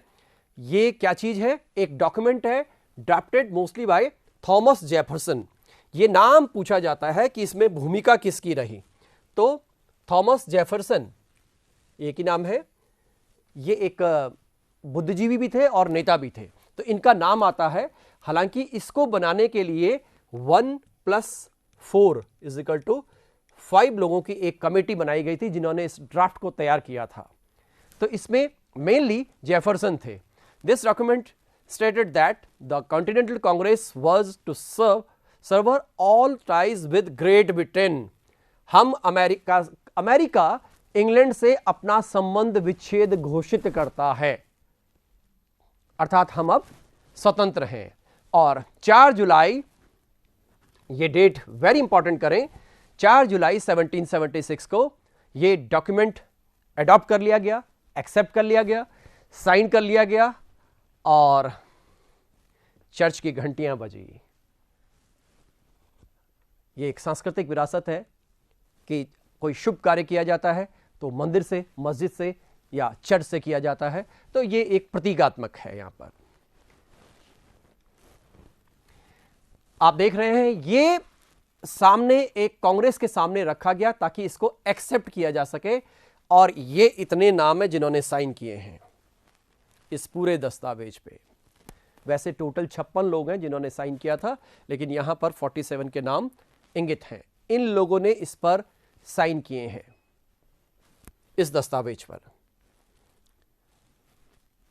आप देख रहे हैं, इस डिक्लेरेशन ऑफ इंडिपेंडेंस को कांग्रेस के सम्मुख प्रस्तुत कर दिया गया और यह प्रस्ताव पारित हो गया। अब यहां से हम देखेंगे, मैंने आपको बताया कि किस तरह से ये घटनाएं यहां तक आ गई। हम लोग इस जगह पर आ चुके हैं, इस जगह पर आ चुके हैं हम लोग, इस जगह पर 74 से 75 के बीच में Lexington, Concord, battle of Bunker Hill. अब मैं एक क्वेश्चन यहां पे लिखवा रहा हूं, उस क्वेश्चन को आप एक बार देखिए कि क्वेश्चंस किस तरह से बनते हैं। बंकर हिल का युद्ध, क्योंकि अब जिनकी हम चर्चा कर रहे हैं वो घटनाएं अब युद्ध की घटनाएं हैं। बंकर हिल का युद्ध,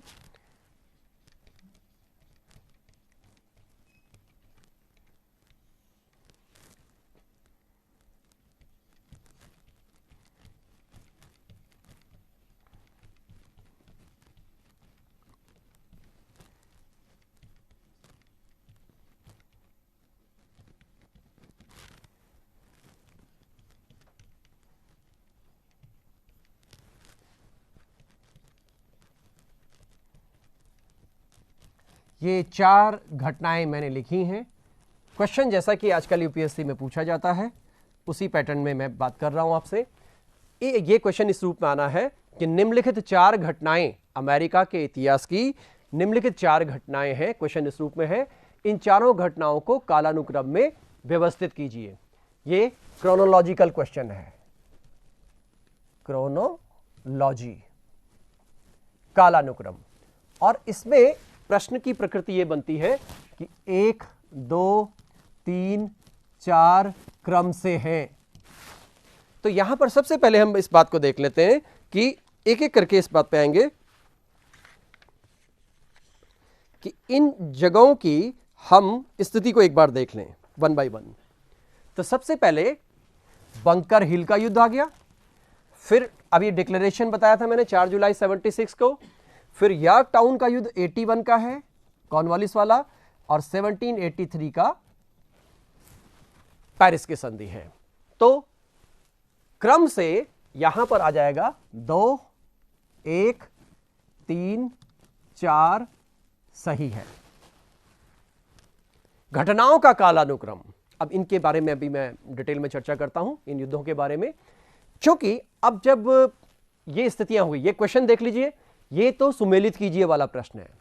आजकल ये प्रश्न इस रूप में बनते हैं, 2 सूचियां बनाई गई, एक सूची की तरफ कुछ कमेंट लिखा है, दूसरी तरफ कुछ बात लिखी है, उन दोनों को आपको मैच करना है। और ये प्रश्न आजकल बड़े निर्णायक होते हैं। एक असर्शन एंड रीजन प्रकार के क्वेश्चन आते हैं, उसमें असर्शन होता है और नीचे उसका रीजन होता है, कथन एवं कारण प्रकार के प्रश्न। एक आते हैं कि निम्नलिखित में से सत्य कथन कौन सा है, 4 कथन दिए होंगे, उनमें से आपको सत्य कथन निकालना है। उल्टा फिर करिए, एक आता है, एक नीचे 4 कथन दिए हैं, उसमें से कोई असत्य कथन निकालना है, उसमें से 1, 2, 3 सही है, 1, 2, 3, 4 सही है। आजकल बिल्कुल एक लेटेस्ट ट्रेंड पिछले 2 सालों में आया है, उसमें क्या करते हैं, 1, 2, 3, 4 के बजाय सिर्फ 1, 2 दे देते हैं। 1, 2 सही है, 2, 3 सही है, 3, 4 सही है, 1, 4 सही है। तो ये पैटर्न अब धीरे धीरे बदलता जा रहा है। तो करंट पैटर्न वो है वो जो पिछले 2 से लेकर 3 सालों में कॉम्पिटिटिव एग्जाम्स में आ रहा है।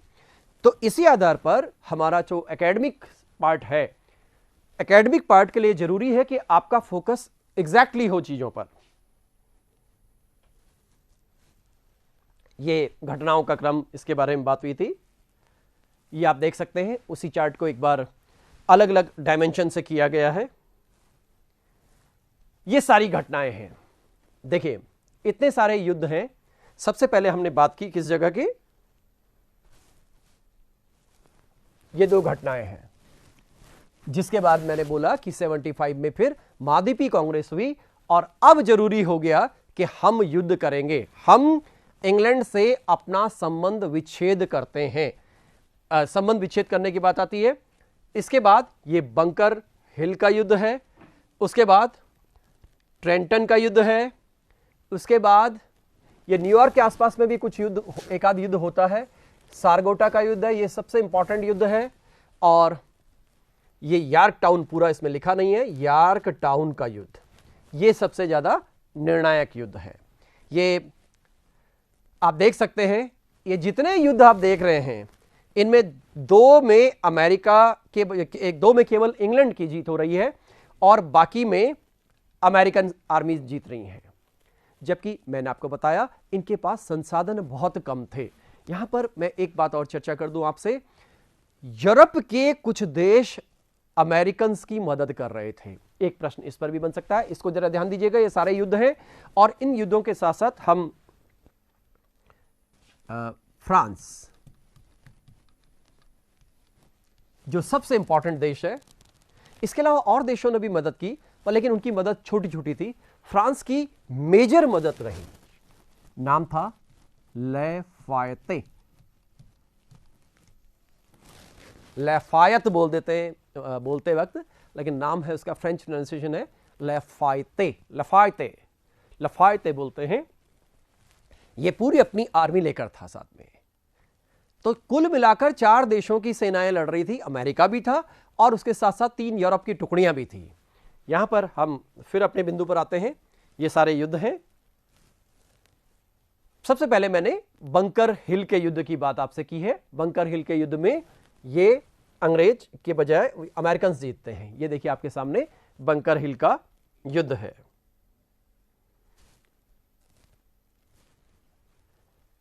बंकर हिल का युद्ध, इसकी जरा डेट डाल दें। बंकर हिल 17 जून 1775 को बंकर हिल का युद्ध हुआ और ये, इसको आप सिस्टम देख सकते हैं, बंकर एंड हिल, ये वॉर का स्ट्रक्चर है, वॉर का एक प्लान है, इसकी स्ट्रेटजी है। किस तरह से दोनों पक्षों की सेनाएं आमने सामने आती हैं। अब क्योंकि इंग्लैंड जो था वो समुद्र का मालिक था, अर्थात उसके पास बहुत बड़ी उस जमाने में नौसेना थी। मैं आपको पहले बता चुका हूं कि जिसके पास समुद्र का कंट्रोल रहेगा वो देश दुनिया की सर्वोच्च ताकत बनेगा। इसलिए अमेरिकन्स ने भी सोचा कि हमारे पास नेवी होनी चाहिए। इसलिए अक्टूबर 1775 यह डिसीजन लिया गया कि अमेरिका भी अपनी एक नेवी बनाएगा। आप जरा गौर करें अगले पिक्चर में, यह नेवी की छोटी सी शुरुआत है। ये वो देश है, देखिए, जो बोट से शुरू कर रहा है अपनी नेवी को, और ये वही देश है जो 1922-24 तक आते आते इंग्लैंड के पैरेलल में नेवल पावर बन गया। ये वो देश है जो पूरी दुनिया में first world war, second world war में इसने अपनी नेवी से जीतने की कोशिश की और जीता। ये सुपर हीरो रहा दोनों वॉर में अमेरिका। इस अमेरिका ने हमें बहुत कुछ दिया, बहुत सी कमियां भी मौजूद हैं, लेकिन जिस तरह से दिया, जिस स्पिरिट से लोग आगे बढ़े, उस स्पिरिट के कारण ही दुनिया में आज वो सुपर पावर है। कोई विशेष बात तो होगी। तो आप ये देख सकते हैं, ये ट्रेंटन का युद्ध है, जॉर्ज वॉशिंगटन का युद्ध है। ये वन बाय वन देखते जाएं इसको। ये ट्रेंटन, दिसंबर 76, ये भी पूछा जाएगा। इन युद्धों का क्रम आएगा आपके पास। न्यू जर्सी और पेंसिल्वेनिया के बीच में ये एक छोटी सी जगह है। इस जगह पर आप देख सकते हैं अमेरिकन आर्मीज का जो मूवमेंट है वो किस तरह से हो रहा है। तीन तरफ से अमेरिकन आर्मीज हैं और इधर से इंग्लिश हैं। इस तरह से ये युद्ध अमेरिकन्स जीतते हैं। न्यू जर्सी, जैसे मैंने आपको बताया था, न्यू जर्सी लगभग बीच में से आ रहा है, इसलिए न्यू जर्सी से सेनाएं बार बार आती जाती थी। तो न्यू जर्सी का अपना एक रोल रहा इस वॉर में। ये बड़ा इंपॉर्टेंट युद्ध है, ये डिसिसिव वॉर है। इस वॉर ने निर्धारित कर लिया कि अब अमेरिका के जीतने के चांसेस हो रहे हैं। और ये आप देख सकते हैं, सितंबर अक्टूबर 77, ये लंबा चला था वॉर। इसको आप वेरी इंपॉर्टेंट करें, सितंबर अक्टूबर 1774, जिसमें अमेरिका जीतते हैं। और मैंने आपको बताया ये पूरे युद्ध का टर्निंग पॉइंट है। यानी 76 से जो युद्ध शुरू हुए 83 तक जो कुछ भी हुआ, उसमें सबसे इंपॉर्टेंट जो टर्निंग पॉइंट है, वो टर्निंग पॉइंट क्या आ रहा है? ये बैटल ऑफ सारगोटा। और इस युद्ध, क्योंकि मैंने जैसे आपको पहले बताया था कि जो बोस्टन टी पार्टी है वो टर्निंग पॉइंट है, लेकिन वो पूरे स्वतंत्रता संग्राम के लिए है। ये तो मैं युद्धों के दौरान की बात कर रहा हूं, क्योंकि अब वॉर हो रहे हैं, अब कोई प्रेम से बात नहीं होगी, अब तो सीधे लड़ने मरने की बात होनी है केवल। तो उसके लिए टर्निंग पॉइंट बनता है। सारगोटा की बात कर रहे हैं हम लोग। करीब करीब 6000 ब्रिटिश ट्रुप्स यानी सैनिक जो थे वो इनके नियंत्रण में आ गए।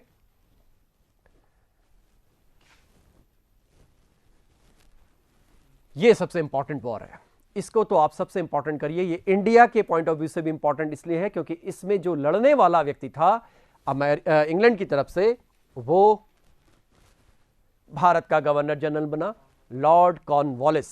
लॉर्ड कॉर्नवालिस आप देख सकते हैं। आप जरा इस वॉर के सीन को आप देख सकते हैं। नदी के पास में ये जगह यॉर्क टाउन है। आप देख लीजिए, ये ब्रिटिश फोर्सेस हैं, ये 3 ट्रूप्स हैं, ये 3 ट्रूप्स और ये ब्रिटिश शिप्स हैं, 3 ब्रिटिश शिप्स हैं।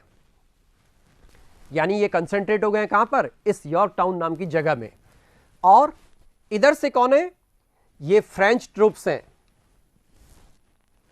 ये लैफायते की फोर्स है, लफायते मैं भी आपको बता चुका हूं, और इस साइड में फ्रांस का नेवल पार्ट है, इस साइड में फ्रांस का नेवल पार्ट है, और नदी के बीच में कौन आ गया है?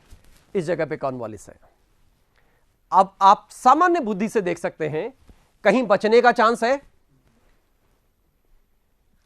कॉर्नवालिस जैसा आदमी जो कि भारत के इतिहास का एक इंपॉर्टेंट पिलर बनता है मॉडर्न इंडिया में, क्या नहीं दिया उसने कॉर्नवालिस ने इंडिया में?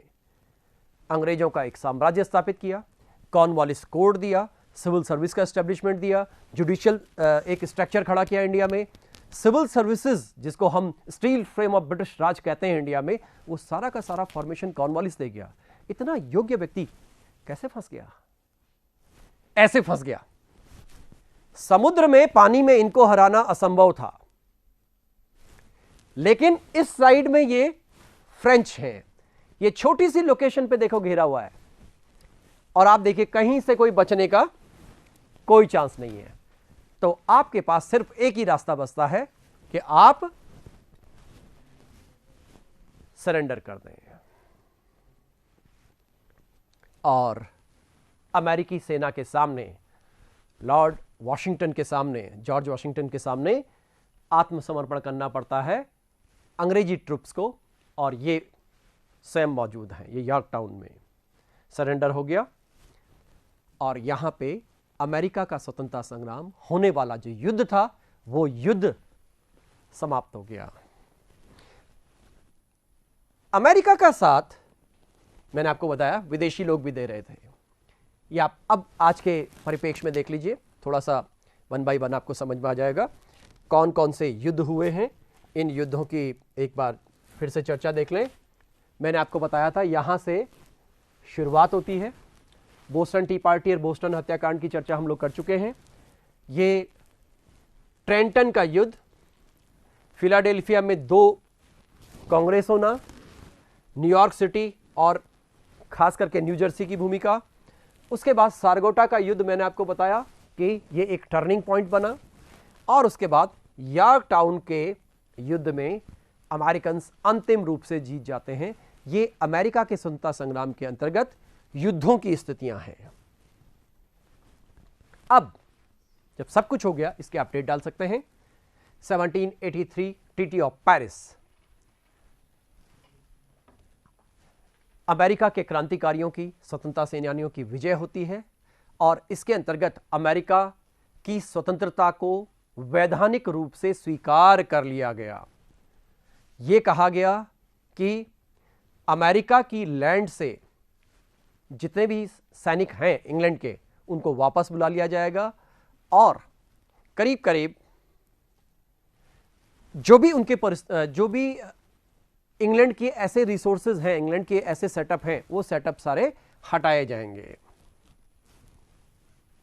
और एक दुनिया के नक्शे पर एक नया देश सामने आता है, यूनाइटेड स्टेट्स ऑफ अमेरिका। लेकिन ये 13 कॉलोनीज का एक संघ बना। एक यूपीएससी मेंस में एक क्वेश्चन था आईएएस के एग्जाम में, क्या आप इस मत से सहमत हैं कि अमेरिका के स्वतंत्रता संग्राम ने अमेरिका के साथ साथ